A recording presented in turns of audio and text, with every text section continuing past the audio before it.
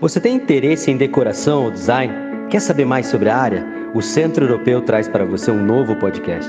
É o DDD, Descontração com Design e Decoração, um programa voltado para os amantes da criatividade, em conversas divertidas e descontraídas. Vamos receber diversos profissionais da área para trocar experiências e muitas histórias. Eu sou o Felipe Bender e juntamente com a Jordana de Fraga e a Lorena Furosawa, te esperamos aqui no DDD.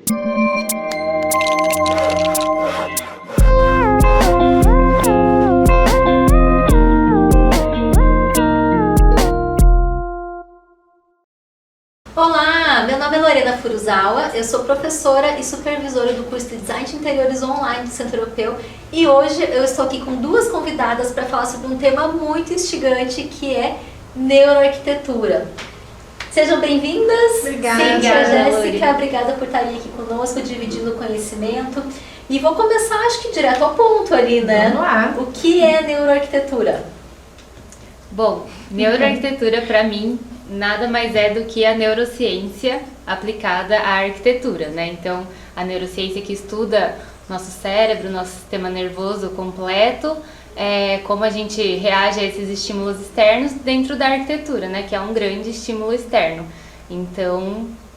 E quando a gente fala arquitetura, a gente pode englobar ambientes construídos, digamos assim, arquitetura, projetos de interiores, até o paisagismo, basicamente tudo que engloba a nossa área de arquitetura e interiores, podemos falar assim? Sim, porque a neurociência ela vai estudar o comportamento do ser humano e dentro dos ambientes quando vai para a arquitetura. Então juntou neuroarquitetura.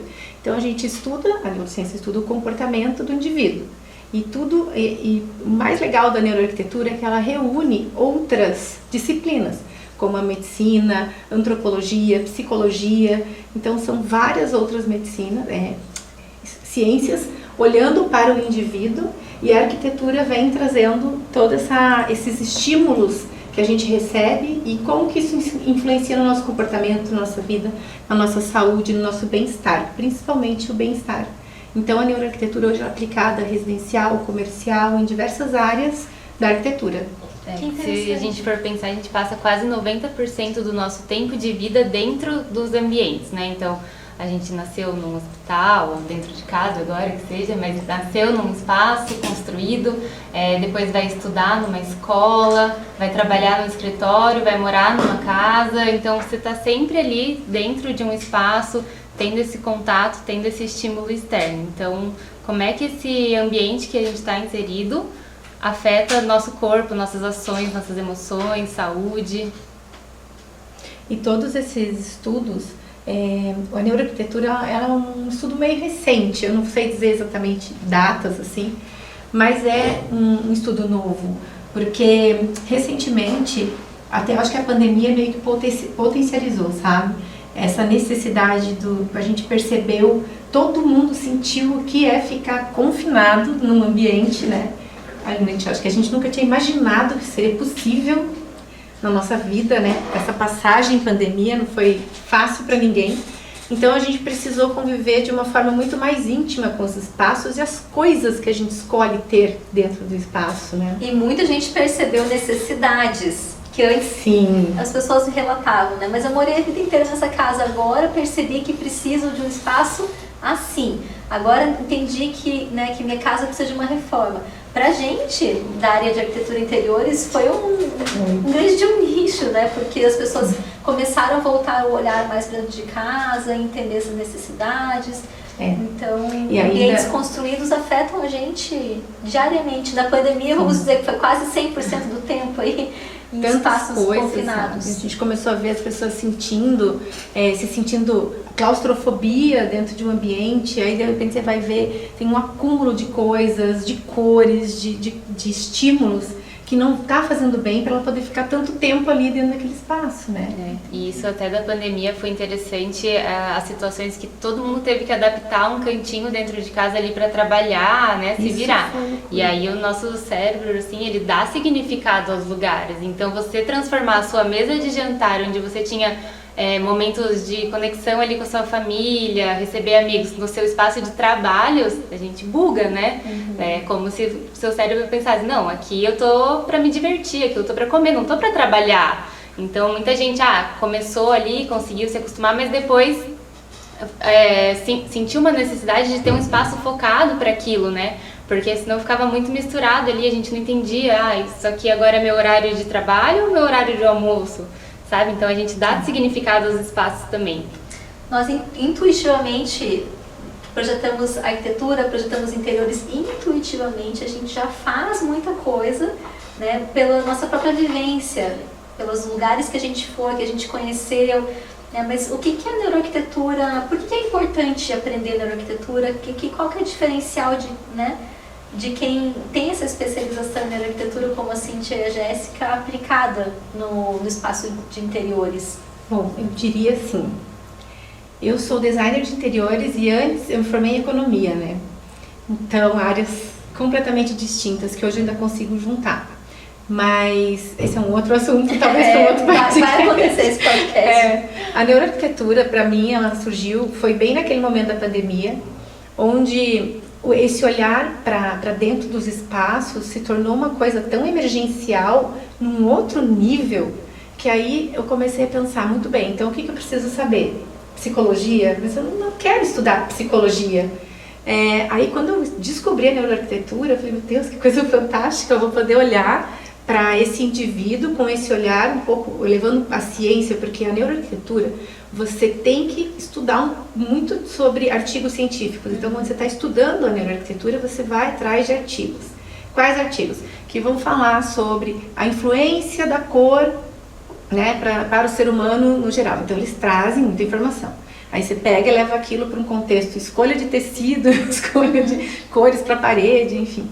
Aí eles trazem, você vai estudar artigos científicos sobre a influência da luz para a pessoa dormir, ter um sono de qualidade. Aí a gente leva de novo para interiores. Então foi tão amplo o conhecimento e ao mesmo tempo a importância de trazer para dentro do design interiores é você realmente conseguir olhar para o indivíduo como um ser humano que vai usar um espaço. Então eu sempre digo assim, fazer design interiores, você tem que zerar os seus paradigmas. Zera porque você está entrando na casa de alguém. Então, a partir dali, você tem que entrar meio que com a alma limpa, sabe? Eu vou ouvir as vivências que essa pessoa teve. Existem ferramentas para isso, briefings e tudo mais, que a Tela vai comentar, né? Do neurobriefing, né? Então, e existem formas da gente perguntar. Porque quando a gente está fazendo um projeto de interiores, você entra no quarto da pessoa, no banheiro da pessoa, como ela usa esses espaços?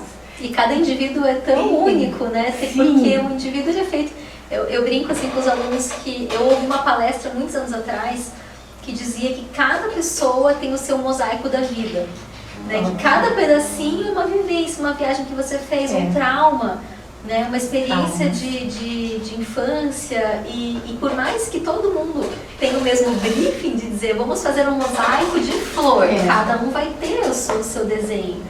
Então eu acho bem interessante, porque residências têm basicamente os mesmos cômodos, mas cada um é tão único, projetado para um indivíduo que tem as suas experiências. Não, e assim, a neuroarquitetura surgiu há pouco tempo realmente, né? Mas porque a neurociência, do jeito que a gente conhece, ela é muito nova também. Então foi ali a partir dos anos 70, final dos anos 70, que a gente começou a ter equipamentos, máquinas mesmo, para ter tomografia computadorizada, eletroencefalograma, que mostravam realmente o que acontecia no nosso corpo quando a gente estava em determinado espaço, fazendo determinadas coisas. E aí, eu sou arquiteta, e eu me formei e aí tive meu escritório, atendia muita demanda do projeto residencial. E aí sempre barrava um pouco assim no gosto da pessoa. Por que eu vou pôr isso aqui? Mas eu não gosto disso. Não.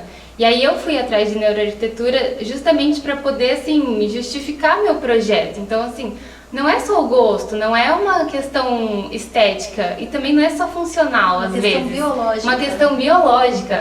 Às vezes eu até brincava assim, nossa, a gente acha que a arquitetura ou design de interiores sempre fica naquela coisa assim, é mais humanas ou é mais exatas? Gente, agora é biológicas também, porque você tá vendo ali como é que seu corpo reage. Então é uma mistura. E aí apareceu, por isso que é uma coisa tão nova e às vezes as pessoas acham até meio moda, porque surgiu daí neuromarketing, neurobusiness, neuropsicologia, neurotudo, mas é porque a neurociência começou a ser aplicada a essas outras disciplinas, né, para entender como é que a gente está respondendo ali com o marketing, com o business, com a psicologia e com a arquitetura, que é esse grande estímulo, né? A gente fala assim que a arquitetura é uma das 7 artes. As outras 6, música, teatro, literatura, enfim, você escolhe não ser afetado, né? Você não gosta de um tipo de música, você não ouve, você não gosta de tal filme, você não vê. A arquitetura não, se você não gosta ali do espaço, problema seu, você vai continuar trabalhando naquele espaço. Às vezes a gente não tem nem o poder de decidir onde a gente mora, né? Como que a gente mora. Então, assim, você não consegue só fechar o olho e abstrair, você vai ser afetado pela arquitetura. Tem eu li, né, que a arquitetura e o espaço construído, ela sempre afeta o ser humano, seja positivamente ou negativamente, né? Nunca é um ambiente neutro. Sempre você está naquele ambiente pensando, estou me sentindo bem ou estou me sentindo mal, mas ele sempre te causa uma sensação. Exatamente. Mesmo quando a gente não percebe, a gente está sendo afetado pelo ambiente. E ou ele te faz bem ou ele te faz mal.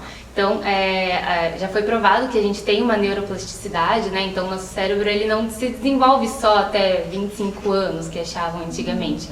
Ele vai mudando. E aí essa neuroplasticidade acontece para o bem e para o mal, porque a gente também acostuma com lugares ruins. Mas acostumar com esses lugares ruins não quer dizer que eles não estejam nos afetando de maneira negativa. E assim, a gente estava comentando que projetar uma residência, a gente já vai falar de outras tipologias, né? Do projeto comercial, corporativo, mas agora que a gente está falando sobre projetos residenciais, eu também concordo, né? Você projeta um ambiente residencial, você tem que tirar os seus gostos pessoais, os seus gostos de arquiteto e de designer, né, enfim, pessoais, para entrar na vida daquela pessoa e projetar o melhor espaço para aquela família, para aquela função, para aquele indivíduo. Sim. E assim, o primeiro passo de um bom projeto, de um grande projeto, é você captar as necessidades do cliente, né? O que a gente já faz, né, que seria um questionário estruturado, que é o briefing. Isso que eu ia falar. A pergunta certa. Pergunta certa, exatamente. Porque se eu perguntar assim, você gosta de um sofá clássico? A resposta vem, às vezes sim, não, às vezes depende, né? Então, não é só sobre ser um sofá clássico, um estilo clássico ou super colorido, não é só sobre isso. É a gente conseguir levar para o projeto o gosto da pessoa e entender e poder explicar para ela por que aqui a gente vai usar essa cor e não aquela que você gosta tanto. E aí a pessoa entende e ela mesma se convence que para ela vai ser bom, então a gente tem justificativa para aquilo. Então é diferente se fala assim, não, porque é tendência. Então já que é tendência, não é só sobre tendência. Porque às vezes a pessoa ama o vermelho, por exemplo. E ela começa a pôr vermelho em todo lugar. E aí, quando a gente chega e precisa dar uma dosada nisso, é com jeito que a gente faz isso. Quando você tem uma ciência que te apoia, dando embasamento para você explicar por que não o vermelho aqui, sim ali, ou maneira... Da mesma forma, o contrário, né? A pessoa fala, eu gosto de azul. Lógico que tem vários tons de azul, mas azul é uma cor que ela relaxa e acalma, né, dependendo do tom. Então você vai colocar numa sala de estudos ou de trabalho um azul? Depende. É uma pessoa extremamente agitada, né? Uma pessoa às vezes que... Eu estava até lendo uma reportagem que a pessoa tem TDAH, que é o transtorno de atenção, talvez seja bom aquela cor azul para aquela pessoa naquele ambiente, né? Mas não é para todos, por isso que é tão personalizado e tão individualizado. Mas a pergunta certa é muito importante. Como que você trabalha, Jéssica, com os seus projetos, nessa questão do briefing, que você usou um termo que a gente achou muito legal? O que eu criei para trabalhar assim foi o neurobriefing. Então, assim, o briefing é aquele processo investigativo onde a gente vai descobrir gostos, necessidades dos clientes. Mas sempre sentia falta, assim, um pouco aprofundar esse briefing para questões mais pessoais, de rotinas, de hábitos. Então eu fui criando, aprimorando, né, na verdade, o nosso briefing, para ter perguntas assim, às vezes até qual a sua comida preferida, você dorme bem à noite, passa muito tempo dentro do banho, porque aí você vai tendo algumas justificativas. Mas para isso, Lori, só explicando assim, né? Como é que a gente vai aplicar isso, né? Que nem a gente falou de cores aqui, por que uma cor ou não outra? Mas assim, no geral, a gente é feito de memórias, né? E aí existe uma pirâmide assim, de memórias, onde a base é a nossa memória primitiva, que é aquela memória que já nasceu com a gente, então a gente já nasceu com memória, a gente sabe reconhecer expressões faciais, a gente tem os nossos instintos, sabe quando tá com fome, com raiva. Então isso já vem com a gente desde o nascimento. Isso o ser humano tem, né? Então qualquer parte ali do mundo você vai ter essa memória. Depois vem as memórias culturais. Então assim, a partir do seu nascimento, né? Você nasceu ali, está inserido num grupo, então você tem costumes locais, você tem regionalidades. Então a gente está aqui no Brasil, a gente é o país do futebol. Se a gente estivesse nos Estados Unidos, seria do basquete, seria do futebol americano. Se a gente estivesse do outro lado do mundo, seria um outro esporte. Enfim, então a gente tem esses significados culturais que a gente traz com a gente. E aí, por último, é a nossa memória individual, que também, a partir do nosso nascimento, e aí ela carrega nossos traumas, nossas vivências, toda essa questão pessoal. Por que uma cor faz bem pra você e não faz bem pra mim? Ou eu gosto de uma textura e você não gosta? O que aconteceu comigo antes, né? Que memória que eu tive que trouxe isso de forma positiva ou negativa? E aí, quando a gente vai fazer um projeto comercial, um projeto corporativo, a gente sempre pensa nessas memórias mais gerais, porque a gente afeta muitas pessoas, né? A gente pensa nas memórias primitivas, nas memórias culturais e dá certo. Mas quando a gente entra no residencial, né, o design de interiores, até para o pessoal lá do Centro Europeu, a gente sempre fala, né? Pensem como que é aquele indivíduo ali, montem um briefing para o seu projeto que conte tudo sobre o seu cliente. Então, pro residencial, a gente tem que focar nessas memórias individuais. E aí, para isso, o que eu criei foi o Neurobriefing, onde ele vai questionar ali os traumas, qual música que lembra a infância, questões assim, como que você se enxerga, como é que você quer ser enxergado, o que você ganha de presente de aniversário do seu marido, da sua mulher. Viagens. Quais viagens que marcaram sua vida. Então é um questionário assim que vai um pouco além das questões ali funcionais e estéticas. E isso eu vejo que é um jeito até do cliente se soltar um pouco na nossa reunião, porque tem cliente que chega e já conta um monte pra gente, né, do que ele quer, o que ele imaginou. Tem cliente que não, que ele vai ser mais tímido, então você tem que ir buscando. Então aí quando a gente chega num projeto residencial, são essas memórias individuais que a gente precisa investigar mais a fundo para poder ter um projeto mais assertivo. Então o Neurobriefing que eu criei foi exatamente para isso. Ele busca entender, além das questões estéticas e funcionais, os traumas das pessoas, toda a sua vivência até chegar aquele momento de compra, mudança de casa, quais são os seus hobbies, seus hábitos, seus hobbies em família, com o filho ou com a esposa, se demora no banho, se dorme bem. Então, até a viagem que mais marcou a pessoa, gostos musicais, tudo isso, porque no briefing que a gente vai ter esse contato com o cliente, onde ele vai ter essa sensação mais humana da gente também, né? Então a gente precisa se colocar mais no lugar dele. Que nem você falou no começo, né? Você zera os paradigmas e se coloca no lugar do outro ali. Não adianta mais você projetar, sempre deu certo dessa forma, vou repetir aqui. Não, ali uma outra pessoa, uma outra família, são outras rotinas ali que a gente tem que adaptar. Mas sempre vendo os 3 tipos de memória, então, que é aquela pirâmide que você estava explicando. Memória primitiva, cultural e individual. Legal. E tem uma parte da neuroarquitetura, né, que é a epigenética. Já ouviu falar? Não. Da epigenética? Ela vai buscar como que cada indivíduo, como que o ambiente pode influenciar na vida daquela pessoa, certo? Então, assim, Lorena nasceu em Curitiba. Em Curitiba e passou a vida inteira dela morando em Curitiba e hoje a Lorena é essa pessoa. Morou em tal casa, com a família, assim, teve uma vivência.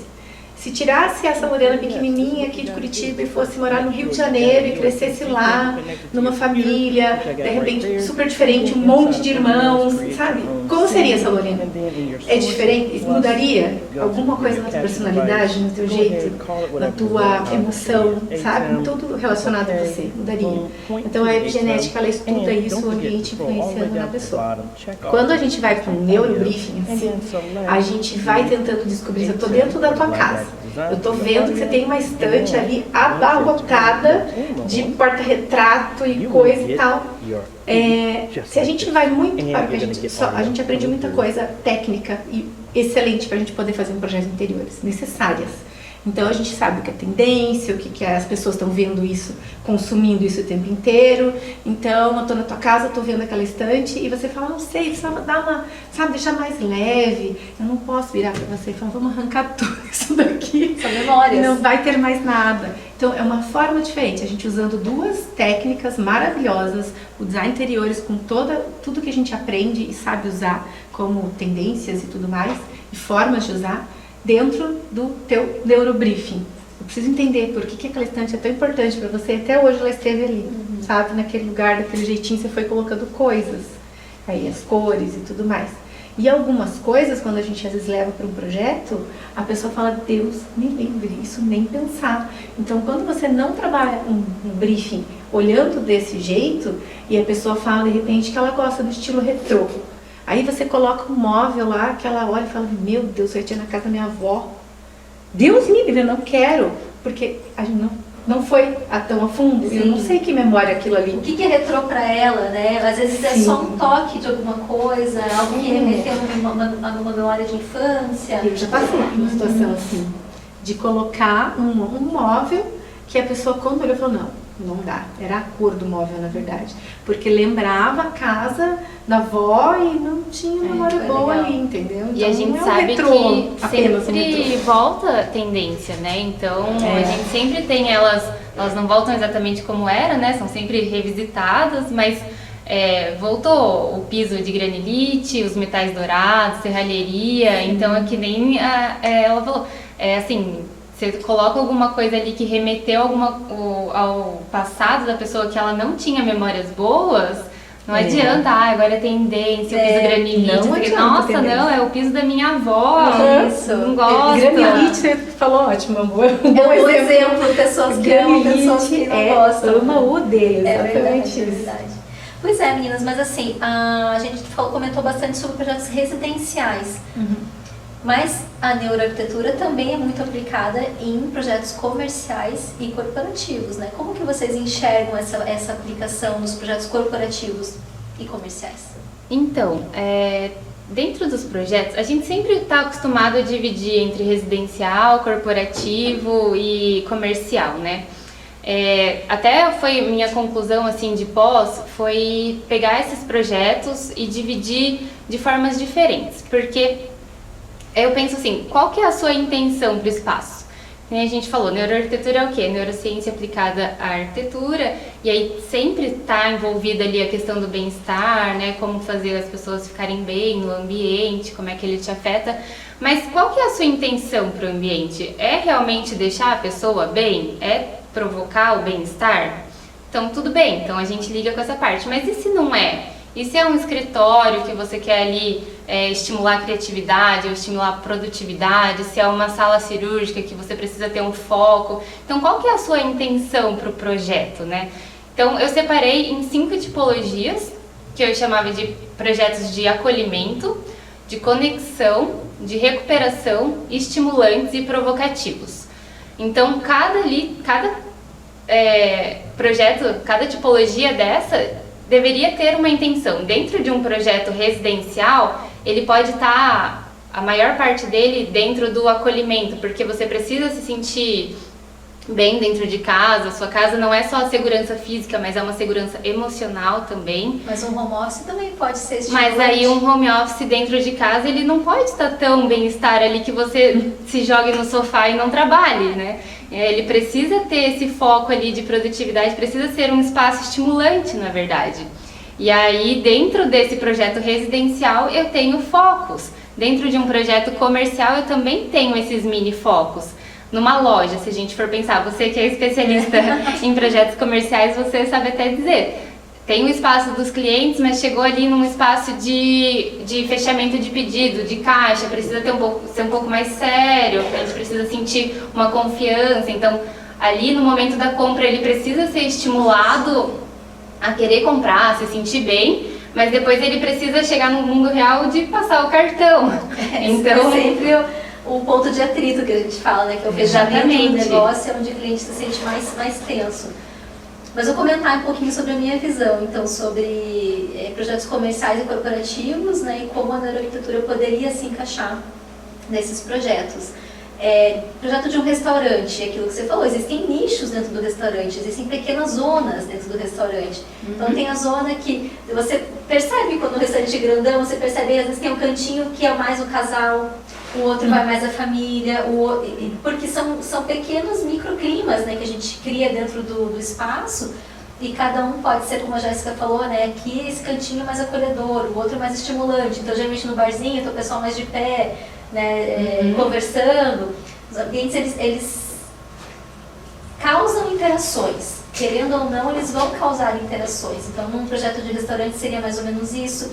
Eu acho muito interessante, sendo ciência estudada, aplicada, especialmente quando a gente fala de ambientes que precisam da ciência aplicada, parece redundante falar, mas um hospital, né? Como é interessante numa sala cirúrgica você ter todo um espaço projetado para o foco total da equipe naquela cirurgia.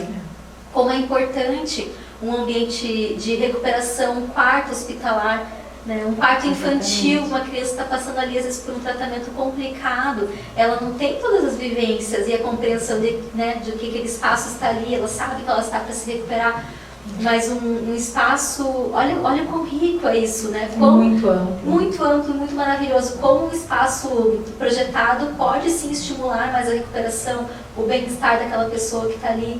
E para fechar, eu acho que a parte do corporativo, a gente pode fazer o paralelo com escritórios, né? A gente falou muito, acho que o escritório modelo na cabeça das pessoas quando fala, tem escritório tipo Google, né? Os clientes às vezes nem querem escritório tipo Google. Opa, mas calma aí, você quer um escritório tipo Google por quê? A sua empresa é tipo Google? Ela é disruptiva, inovadora tipo Google? Os seus colaboradores são jovens, a gente estava brincando que os espaços de interação são muito importantes, mas quando uma empresa, uma corporação fala, quero um tobogã aqui, eu quero uma mesa de ping-pong, eu quero um fliperama, será que seus colaboradores têm esse perfil? Apesar de que sim, a interação é muito importante, né? A gente estava falando sobre estimular a convivência.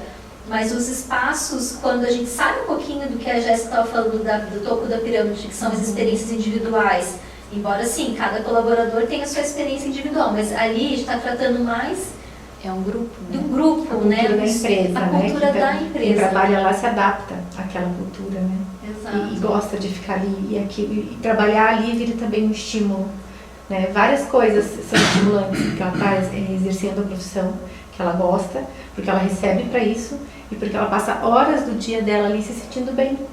Então, quando vem um projeto comercial e o dono da empresa tem essa visão de que esse gasto é um investimento no negócio dele como um todo, muda completamente. E aí todas essas áreas aí dentro de uma única empresa vão fazer com que potencialize isso que ele espera. O líder da empresa vai chamar o funcionário para uma conversa. Em qual ambiente? Né? Foi pensado isso antes? Onde que a gente senta e bate um papo assim, descontraído? Então, nossa, é tanta coisa. É muito legal a gente pensar, porque as empresas têm valores, né? Nós temos valores pessoais inegociáveis, uma empresa também tem valores. Uma empresa pode ter como principal valor a transparência, a tecnologia e a sofisticação. Vamos dizer, uma empresa top. Gostei dessa empresa. Também. Como que a gente pode colocar? Eu também imaginei. Como que a gente coloca esses valores num espaço construído para que todos que entrem lá, seja um cliente que o dono está recebendo por uma reunião especial, importante, seja os colaboradores que estão passando todo dia pelaquela empresa, como que eles absorvem esses valores. O ambiente construído como verdade. O ambiente construído diz muito, né? Uma cor bem aplicada, não somente a cor da logo em si, né? Mas materiais mais sofisticados, ou tecnologia a gente vai usar mais aço inox, quem sabe, uma pedra que é um material mais frio. Se é outra empresa que é jovem, disruptiva e que mais? Jovem, criativa, né? Criatividade seja algo assim, né? Exato. Nossa, daí já é outro perfil, bem diferente. A gente já usa os materiais que transmitem o valor, né? Uma empresa agrotech, por exemplo, olha que legal, né? O tech está por tudo e o agro é super forte aqui no Brasil. Como que uma empresa vai transmitir que ela é do campo, mas ela é tecnológica e ela é tradicional ainda, né? Ou, por exemplo, tem toda a parte de tecnologia, então deve ter muita gente jovem trabalhando. Como que é tudo isso? Sim. E que nem você falou, né? Você quer um escritório Google, mas as pessoas que trabalham lá vão entender isso, né? Será que a gente não pode causar esse efeito, uma sala de descompressão que vai ter ali o videogame, o tobogã, o puff?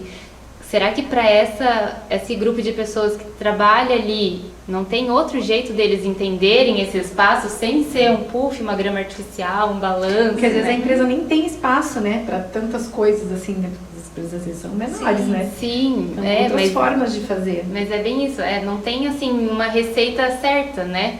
Eu quero um espaço de descompressão, pego lá o do Google e faço na minha empresa. Não, sempre está com o seu grupo ali estudando, né, o briefing daquele espaço para aquelas pessoas. E esse paralelo que a gente tem que fazer, se a residência é algo tão único para os indivíduos que moram naquela residência, a empresa também, porque cada empresa é uma empresa, né? Cada loja tem seu público-alvo e foi fundado por certo tipo de pessoa. Né? Empresas grandes, né, que eu faço bastante projetos comerciais corporativos, acompanho grandes empresas, né? Vamos dizer uma Cacau Show, o fundador, a empresa é ele, vocês percebem? Né? Magazine Luiza é aquela família, é a Luiza Helena Trajano, e como que a gente pega esses valores e traduz no espaço corporativo, numa loja, né? Tudo isso vem sendo carregado como DNA.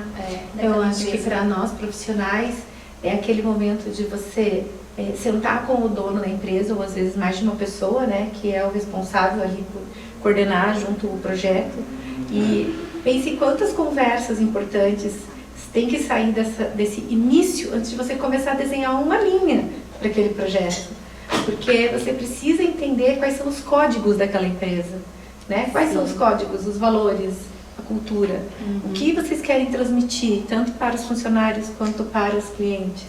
Então, nós como profissionais, a nossa mente tem que ser desse tamanho, tem que estar aberta a todas as informações que chegam. E aí quando você senta para projetar, e como trazer tudo aquilo para um único projeto, né? E uma identidade de arquitetônica ali. Porque o espaço ele sempre vai te dizer algumas coisas, né? Então, assim, o que eu quero dizer com o meu espaço? Será que se eu colocar uma banqueta mais alta ali para minha residência, eu vou criar um lugar mais despojado ou mais formal? Então o espaço ele te dá essas dicas, né, de como se comportar. Você entra numa igreja, você sente ali, não, deixa eu falar mais baixo, deixa eu ficar aqui mais comportado. Então o que é o layout, o que é o mobiliário, o que ele diz sobre o espaço, como é que ele vai fazer você se comportar, né? Ano passado eu fiz uma palestra na Tiffany, na joalheria aqui de Curitiba, e a gente comentou lá como é que a loja traduz a marca. E a de Curitiba é engraçada porque ela é bem tradicional, como era a Tiffany mesmo até um tempo atrás, quando ela foi adquirida pelo grupo LVMH da Louis Vuitton, que transformou um pouco, e agora ela está mudando um pouco o conceito, está se abrindo um pouco mais. Então já tem lojas que estão em reforma para realmente mostrar que a Tiffany agora está mais aberta, não é aquela barreira ali onde você vê de fora e o que está acontecendo ali dentro. Não, então ela está mais transparente, ela está mais permeável, ela está te convidando a entrar na loja. A arquitetura vai mostrando isso, né? Legal. E aí os espaços, eles têm elementos que provocam algumas ações, que provocam alguns comportamentos que a gente chama de nudges, né? Que são aqueles cutucões. São pequenas coisas assim no ambiente que te fazem mudar, se comportar de certa forma, sem te obrigar a fazer isso. Intuitivamente. Porque a gente consegue absorver, a gente absorve, na verdade, muita informação, né? Só que a gente processa conscientemente bem pouco, assim, de bilhões de bits de informação, a gente processa conscientemente uns 50. E aí o resto não quer dizer que a gente joga fora, ele fica armazenado e age no nosso subconsciente. Então pequenas coisas no espaço ali também fazem a gente mudar a nossa percepção, nossas ações, comportamentos, sem que a gente perceba. Um exemplo bom, bem bom mesmo para isso, que todo mundo adora, é a iluminação. É verdade. Gente, a iluminação é instantâneo. A gente sempre fala, né, até dos restaurantes fast food, onde a pessoa quer movimento, entra e sai de gente. A luz não é aquela luz baixinha pra você ficar ali com preguicinha, comendo devagar, batendo papo. Meu filho, bora, come uma luz mais branca e mais estimulante. Branca porque estimula e te dá esse senso de urgência, de vamos mais rápido, vamos comer e sair. Agora, se é um restaurante que quer que tenha um cardápio, às vezes, de valores mais altos, quer que você consuma mais, que você beba, né, vinhos, carta de vinho, não sei o quê, você precisa relaxar e ficar tempo ali consumindo e gastando, né? Então, a gente pensa na alimentação para comercialmente aquilo trazer o resultado que o restaurante precisa. No fast food, da mesma forma. Eu preciso movimentar, não vai caber todo mundo aqui, sentadinho, né, enfim. A iluminação é um desses que cutuca sem a gente perceber. Sem perceber.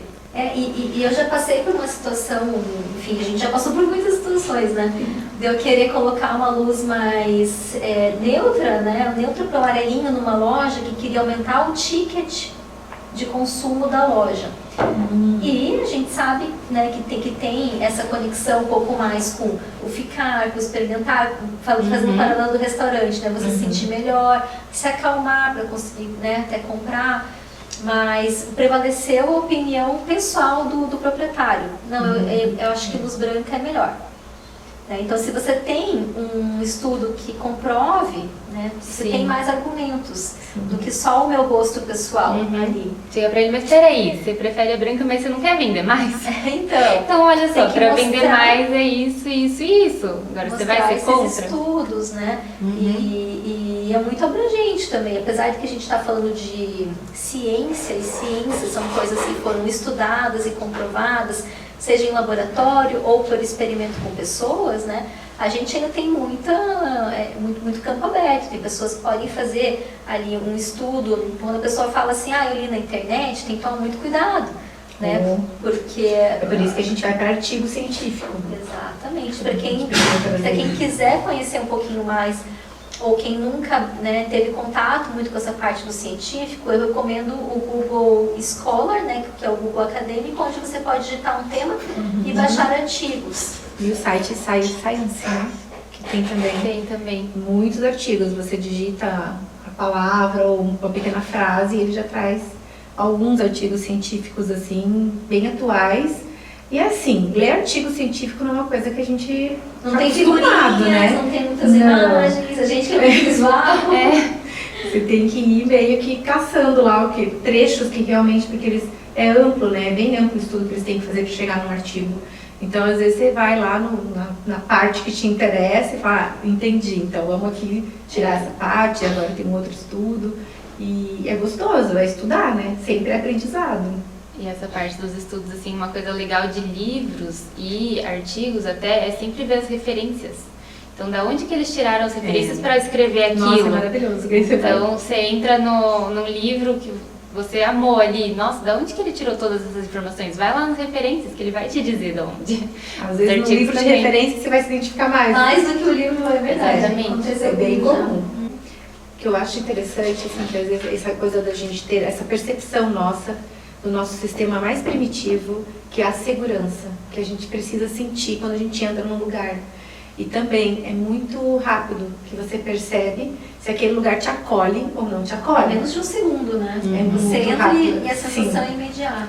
Então, se você entrar num lugar, tenta imaginar um lugar assim, onde todos os móveis têm muitas coisas de pontas retas, e algumas em posições diferentes, tipo de cima para baixo, muita viga, muita coluna, muito móveis retos, né? De forma intuitiva você não se sente tão seguro. É como se eu cair aqui, eu posso bater, eu posso morrer, sabe? Então, o nosso instinto de preservação diz que tome mais cuidado aqui nesse ambiente, sabe? E se você entra num lugar que, por exemplo, hoje a questão da biofilia traz muito isso, né? Para dentro dos espaços, sobre formas arredondadas. Por quê? Porque isso traz intuitivamente segurança, aconchego, acolhimento. E a gente nem percebe, a gente só, aqui tá mais gostoso, vamos ficar aqui, sabe? Então, às vezes, uma cafeteria que você quer que a pessoa fique ali mais tempo e curtindo aquele lugar e volte, né, várias vezes, falando da cafeteria, mas dentro de casa isso também acontece, é ter um olhar pro design das peças que você está colocando ali, menos cantos vivos, mais arredondados, tecidos, sabe, aconchegantes, coisas assim. Eu acho bem curioso, você falou de cafeteria, né? A gente está sentado numa cafeteria, observe o perfil da pessoa, que a gente não conhece a pessoa, mas você já meio que traça ali na sua cabeça o perfil onde ela vai sentar, o que vai fazer, né? Porque um restaurante, uma cafeteria tem muitos lugares. Eu sou assim, pelo menos, eu entro, eu olho, já sei o lugar que eu vou sentar. É rápido. Pelo momento, né, que você tá, pelo teu perfil, pelo teu estilo. Enfim, tô sozinha, quero um cantinho pra ficar ali, trouxe meu notebook pra sentar, tomar um café. Mas sem ali, né? Verdade. Diferente do quero ser vista, vou sentar aqui no meio, quem chega vai me ver aqui, eu vou ver quem chegou. É verdade. Mas é bem instintivo mesmo. Essa parte é que a gente tem no nosso cérebro, né? Algumas partes que são assim mais primitivas mesmo, que tem ali os nossos instintos, né? Que regulam até hormônios, que é o hormônio do estresse, cortisol, de luta e fuga. Então, a gente, ser humano, evoluiu de uma forma muito rápida. Não parece, mas foi muito rápido. Então a gente perdeu esse contato ali com a natureza de forma quase abrupta, assim, se for pensar numa linha de tempo. Por centros urbanos, assim. Então assim, não existe mais a ameaça ali do leão vai me comer, ou a outra tribo vai me matar, não vou ter comida, mas a nossa ameaça hoje, às vezes, é até o celular que toca e é meu chefe ligando e eu já fico apreensivo, já me dispara ali o cortisol, já sobe porque eu não sei o que vai acontecer. Ou então, você já está preparado, luta ou fuga ali, então a gente não tem mais aquelas ameaças que a gente tinha quando a gente morava em cavernas, mas a gente tem ameaças aqui, então no espaço, como é que eu vejo essas quinas, esses objetos pontiagudos ali que vão me machucar, né? A gente ainda tem isso muito primitivo, né? A gente é a nossa memória primitiva. Tem uma coisa, gente, que eu acho assim, que a gente tem que olhar para os números, né? Para as informações. E quando a gente fala de... uma boa economista. Quando a gente fala do design de interiores, por exemplo, que não tem, a gente está dentro dos espaços, né? Totalmente in. Então, existem dados que dizem o quê? O que os dados falam sobre a população, sobre o ser humano? No Brasil, por exemplo, são dados da Organização Mundial da Saúde. O Brasil é o que tem maior índice de pessoas com ansiedade, níveis de transtornos de ansiedade. O país com maior índice. O que isso quer dizer, gente? Que a gente não está olhando para como que a gente está morando, como que a gente está vivendo no nosso dia a dia. O Brasil está em primeiro lugar também dos países da América Latina de índice de depressão. Esses números são muito fortes, são muito importantes. E até 2025, o mundo vai ter 50% de pessoas obesas. Então, quando a gente olha para tudo isso, o que design de interiores tem a ver com isso? Tem tudo a ver. É o meio que a gente vive, é como que a gente está se relacionando com esse meio. Como que, quando a gente escolhe uma viagem e a gente vai para esse lugar, conhecer outra cultura, às vezes a gente faz, aproveita, a gente chega em casa e fala, mas aqui, eu adoro viajar, mas a minha casa. Então, buscar isso como uma vivência real para a gente, entendendo que é para que você fique bem. Bem-estar, saúde emocional, saúde psicológica, para você poder viver bem. Então, na tua casa, que é o teu lugar, no teu porto seguro, onde você deita para dormir, curte aquele momento, né? De dormir, que amanhã eu vou acordar, e não vai dormir com o coração disparado, pensando, meu Deus, daqui a pouco eu tenho que acordar. O que teu quarto faz para te acalmar, para te ajudar a te acalmar? São elementos, às vezes, mas eu preciso ter um quarto chiquérrimo, cheio disso, daquilo. Não é sobre isso, gente, não é só sobre isso. É sobre escolhas. sobre se conhecer, sobre entender o que te atinge e o que não te atinge, o que te melhora e o que te piora. E isso é investigando. Então, quando você, como um designer, você vai pesquisar e consegue trazer elementos, você vai ajudar a vida da pessoa a melhorar em vários aspectos. Vários. E esse tem que ser o objetivo principal. A gente quer trabalhar em projetos lindos, a gente quer que os nossos projetos saiam nas revistas. E dá pra fazer tudo junto. Dá pra fazer tudo junto. Projetos lindos, bem pensados, e você poder olhar para o seu cliente. aplicada. E a gente trabalha com os nossos clientes ao longo da vida, né? Hoje você atende, ele tem uma vivência. Acabou de casar, daqui a pouco muda completamente. Agora tem uma criança em casa, essa casa muda. Agora minha mãe veio morar comigo. É uma casa para um idoso. Então, a gente vai nessa linha do tempo da vida do cliente, fazendo o neurobriefing, entendendo e mostrando para ele, hoje a casa tem outra necessidade, e cada vez que isso acontece, ele entende que aquilo melhora a vida dele. Então, é assim, é muito mágico, é muito bom. E é gostoso pensar também que o briefing, ele não pode ser respondido somente por uma pessoa, porque são moradores daquela casa, né? Todo mundo precisa se sentir bem. Da mesma forma, quando a gente faz um projeto comercial, quem responde esse briefing geralmente é o proprietário, com a visão dele em cima de um escopo ali que a gente formatou para que ele responda aquele briefing. Mas uma das perguntas que eu faço sempre é qual que é o seu público-alvo, né? Quem que é o seu cliente ideal, que a gente fala que é a persona. Quem que é seu cliente ideal? Me traça aí, cliente ideal.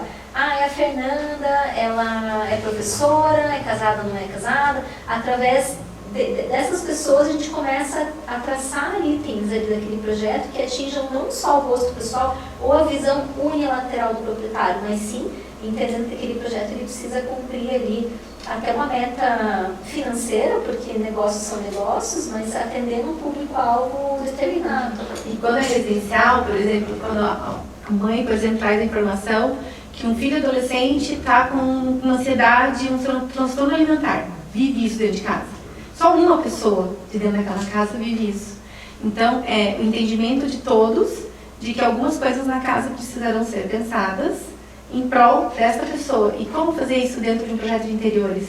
Tem formas de fazer isso dentro de um projeto de interiores. Então, é a pessoa entender que ela está ajudando com a escolha de pensar em um projeto planejado para que todo mundo fique bem e consiga viver bem, mesmo tendo um transtorno, se sinta seguro dentro de casa.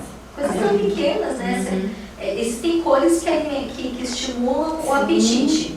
Organização da comida. Vamos dizer lá o laranja, o vermelho, o amarelo, né? Que são cores mais estimulantes. Então eu vou escolher um revestimento retrô na minha cozinha e tem laranja, né? Uma cadeira amarela. As panelas da Cruzeiro vermelhas, o que isso tem, né? Diz muita coisa. Então, tem essas questões. No neurobriefing tem até essa parte das perguntas neurológicas, assim, né? De quem é neuroatípico, que a gente diz. Então, às vezes até meio chato já chegar e perguntar, né? Tipo, mas preciso saber, tem alguém com toque, tem alguém com TDAH, tem alguém com autismo. Então, que nem a Cíntia falou da epigenética, né? Já é comprovado assim que o autismo, o transtorno do espectro do autismo, ele vem 50% da genética, mas 50% vem do ambiente. Então, assim, não só o ambiente é a arquitetura, né? Mas o que você come, suas emoções. Então, é como você tem aquele gene ali, né? A epigenética, mas você pode ter vivências que vão fazer ele se manifestar ou não. A gente tem o genótipo, que é todo o nosso gene, e o fenótipo, né, que a gente expressa. Então, assim, uma coisa bem básica, eu tenho essa cor de pele. Eu vou e fico na praia um mês, eu vou ficar mais bronzeada? Então, eu mudei meu fenótipo. Então, essa é a epigenética, né? Como que as suas vivências ali vão fazer você expressar fisicamente o que aconteceu com você. Então, seus traumas, o que foi acontecendo que fez você ficar daquela forma. Que nem você falou, se você tivesse uma irmã gêmea que foi morar no Rio, vocês seriam totalmente diferentes por causa dessas vivências que vão deixando essas marcas químicas mesmo na gente e fazem a gente se comportar, ter outro tipo de resposta aos estímulos, enfim, assim E mais desafiador do que fazer uma loja ou um espaço corporativo é fazer uma casa para mais pessoas. De idades diferentes. Idades diferentes, de gostos diferentes, né? Porque apesar de ser um casal, tem pessoas que têm personalidades muito distintas. E é um baita do desafio gostoso. Tem os pets também, hoje ocupam um lugar muito diferente, né, do que há pouco tempo atrás acontecia dentro de uma residência, né. Então hoje muitos projetos a gente olha para o pet bem diferente, não é o bichinho que mora lá fora da casa. Não é que materiais, né, até cores, tem que estar tudo de acordo ali. E você falou assim, às vezes é um casal, quer uma coisa, outra quer outra, e você tem que acomodar tudo e eles têm que entender. A gente vai justificando sempre, né? Quem que é o dono do espaço ali? Quem usa mais? Quem usa mais? Quem que vai ter o seu desejo atendido naquele espaço? Tem que rolar uma negociação ali. Você fica com esse espaço porque você valoriza mais isso aqui. E aí no briefing a gente também consegue descobrir para que eles dão mais valor, né? Se a mulher que cozinha mais, ela vai dar mais valor para a área gourmet dela, para a cozinha, enfim, ou não, é muitas vezes o marido. Então ele que vai ser o dono ali daquela área, que ele que vai tomar as decisões, materiais, como é que ele quer funcionar, se ele é canhoto e se ela é destra, onde é que eu coloco as coisas ali para eles, onde vai ficar mais fácil, quem que vai usar mais, né? A altura das coisas, porque às vezes um é bem alto, o outro é baixinho, e aí, como é que eu vou regular essa altura de bancada aqui, para quem que eu vou fazer? Então a gente sempre tenta pensar assim, quem que vai dominar mais esse espaço? No meu briefing, eu sempre falo para os clientes que todos os moradores a partir de 14 anos respondem, sabe? Então às vezes você tem um indivíduo de 14 anos ou 15 anos, que a mãe fala assim, ele não sai do quarto, né? Ele só quer ficar lá dentro do quarto. Então como que o projeto pode trazer elementos que vão fazer a criaturinha sair do quarto e ficar mais no convívio. O adolescente estudar mais e tudo, né?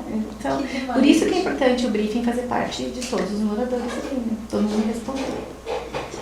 Gente, que delícia de conversa, né? Um assunto muito vasto e muito instigante. Eu acho que é algo que, como a Cíntia falou e a Jéssica falaram também, um assunto recente, ainda em estudo, né? Por serem estudos que demandam muitas vezes recursos financeiros, nem sempre eles tomam, né, a proporção ou vão muita pesquisa, ou vão passo quanto a gente gostaria, mas tem muita coisa comprovada já, muita coisa aplicada com estudos científicos que a gente pode usar nos projetos interiores. Então espero que vocês que ouviram a gente consigam aplicar um pouco do conhecimento aí nos seus projetos. Muito obrigada, Cíntia, pela participação. Eu que agradeço. Obrigada, Jéssica. Obrigada, Lori. E até a próxima, pessoal. Até. Você tem interesse em decoração ou design? Quer saber mais sobre a área? O Centro Europeu traz para você um novo podcast. É o DDD, Descontração com Design e Decoração. Um programa voltado para os amantes da criatividade, em conversas divertidas e descontraídas. Vamos receber diversos profissionais da área para trocar experiências e muitas histórias. Eu sou o Felipe Bender e juntamente com a Jordana de Fraga e a Lorena Furosawa, te esperamos aqui no DDD.